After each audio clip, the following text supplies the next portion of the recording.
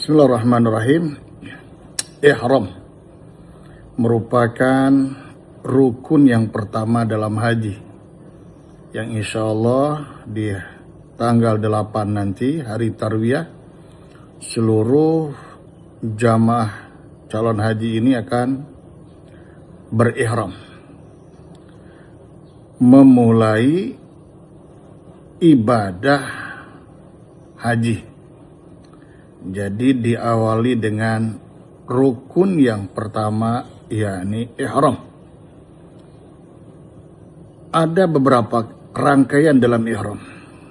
Yang pertama, kita dianjurkan sunnah kita mandi ihram. Sebelum mandi ihram, dianjurkan kita memotong kuku, membersihkan bulu-buluan di dalam tubuh kita. Ternyata dari awal pun kita disuruh untuk bersuci. Secara lahiriahnya kuku-kuku kita dibersihkan, bulu-bulu rambut kita pun dibersihkan. Nah, saat kita hendak mandi, saat itu pula kita melepaskan baju kita. Inilah yang membuat kesombongan yang tidak disukai oleh Allah Subhanahu wa Ta'ala.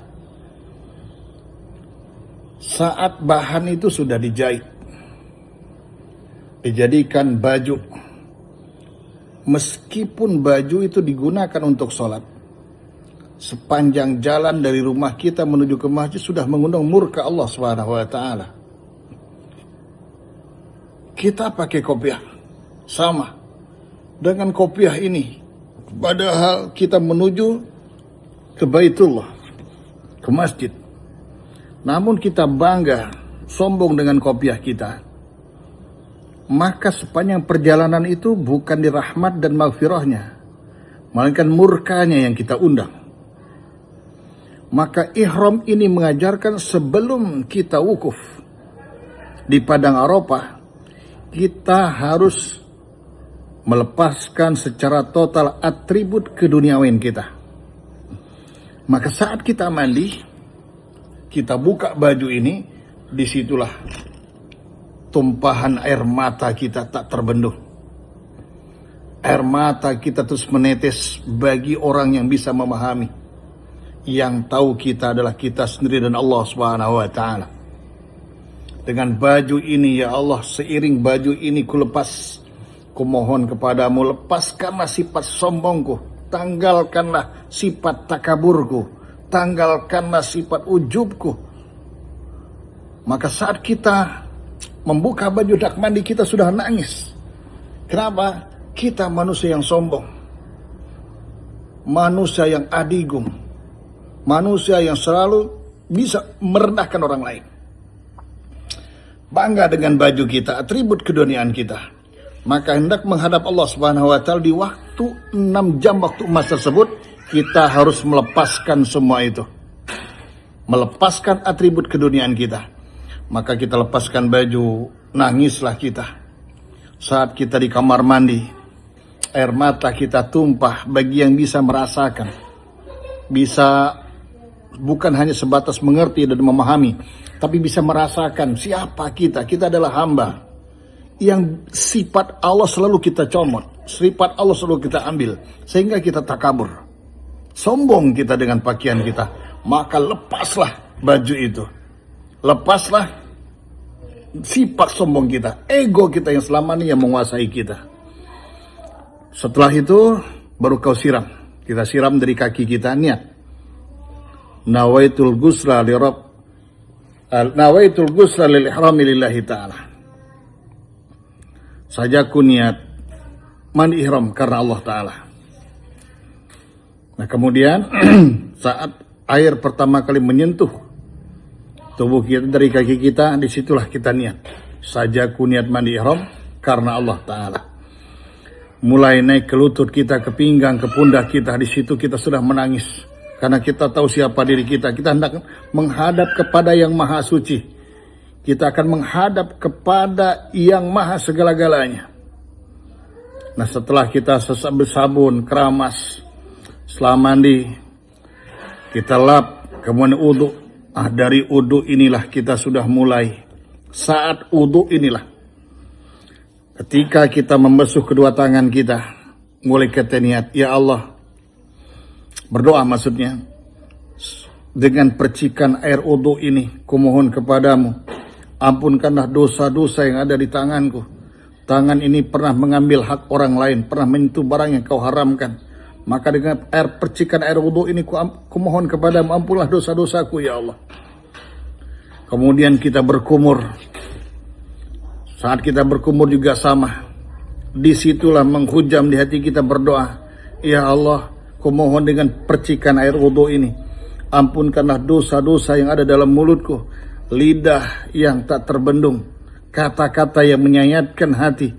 Kata-kata yang meneteskan air mata. Maka kumohon kepadamu, ya Allah, dengan percikan air wudu ini, ampunkanlah dosa-dosaku. Kita pernah menyakiti hati orang tua kita, tetangga kita, saudara kita dengan lidah kita yang tak bertulang ini. Maka dengan air wudu itu kita sudah nangis, tak sanggup rasanya. Ya Allah, jagalah mulutku ini dari hal-hal yang mengandung maksiat. Jaga lidahku ini, jangan sampai berkata-kata yang mengandung murka. Maka jaga, ya Allah, jadikan lidahku selalu ingat kepadamu, berzikir dengan kata-kata yang baik. Kemudian kita menghirup air, lalu dibuang melalui hidung kita. Disitulah kita berdoa, ya Allah, percikan wangi surgamu kepadaku. Percikan wangi surgamu kepadaku. Tak ada keburukan, tak ada kebencian. Yang ada wangi, kebaikan yang ada. Begitu juga membasuh muka, tangan, kaki. Saat kita mengusap kepala kita pun kita berdoa, ya Allah, kumohon kepadamu, dengan percikan air wudu ini hilanglah pikiran-pikiran negatifku. Lalu berdoa, haramkanlah rambut dan kulitku sentuh lepen nerakamu. Allahu Akbar. Dari air wudu saja menetes air mata kita, tak terbendung air mata itu tumpah. Kita tahu siapa diri kita.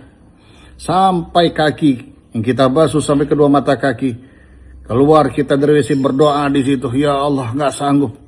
Inilah menuju haji yang mabrur, yang balasannya luar biasa. Surganya Allah Subhanahu wa taala. Nah, setelah wudu, masuklah kita ke kamar kita. Lalu kenakanlah 2 helai pakaian yang tak berjahit. Yang pertama sarung. Kita buat sarung, yang satu lagi buat selendang kita. Saat kita menggunakan itu kita sudah mulai gak sanggup. Ya Allah, haramkanlah tubuhku sebagaimana disentuh oleh nerakamu. Sebagaimana telah kau haramkan segala sesuatu setelah aku menggunakan pakaian ihram ini. Nangis kita.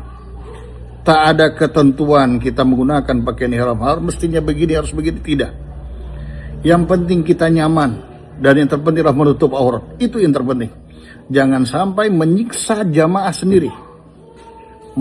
Kita mau menuju wukuf, puncaknya haji. Maka saat kita menggunakan pakaian ihram, tak ada ketentuan harus begini, harus begitu, tidak. Bagaimana kita nyaman menggunakan itu sudah cukup. Kenapa kita pakai pakaian ihram? Tak berjahit. Kalau seandainya kita punya bahan, harganya mahal, 50 juta 1 meter. Kita punya 2 meter, berarti 100 juta. Lalu bahan tersebut tak kita jahit. Kita pikul di pundak kita bawa ke mall. Kita punya bahan yang mahal. Apa kata orang? Mungkin kita kurang seon. Padahal itu yang mahal. Kenapa? Karena belum dijahit. Itu yang diperintahkan oleh Allah. Menghadap Allah itu sehina-hinanya kita.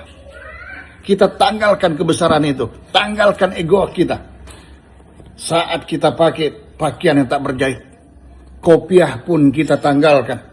Saat itulah rambut-rambut ini akan menjadi antena-antenanya. Langsung connecting batin dengan batin. Connecting dengan Allah Subhanahu wa taala. Ternyata Allah itu maha asik. Subhanallah. Nah, saat itu pula Setelah kita menggunakan pakaian ihram, yang ketiga adalah sholat sunnah ihram. Di mana? Di mikot kita. Jadi kalau jamaah haji ya di hotelnya, di Mekah. Niat sholat sunnah ihram. Sajakun yang sholat sunnah ihram, 2 rakaat karena Allah Ta'ala. Rakaat pertama, baca Fatihah, setelah baca Fatihah, kul ya ayyuhal kafirun. Rakaat kedua, Al-Fatihah, setelah Fatihah, kul huwallahu ahad. Disitulah minta. Sujud terakhir kita minta kepada Allah Subhanahu wa taala agar kita menjadi pribadi yang takwa.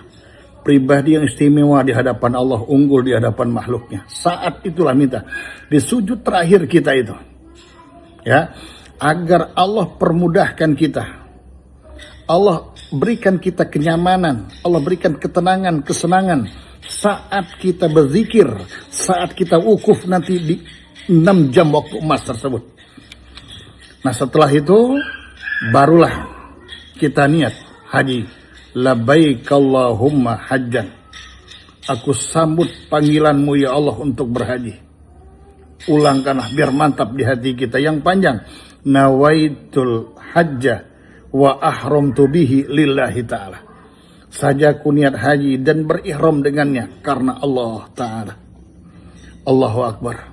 Mudah-mudahan Allah cukupi kapasitas keilmuan kita untuk menjadi haji yang mabrur. Amin. Ya Allah, ya Rabbal Alamin.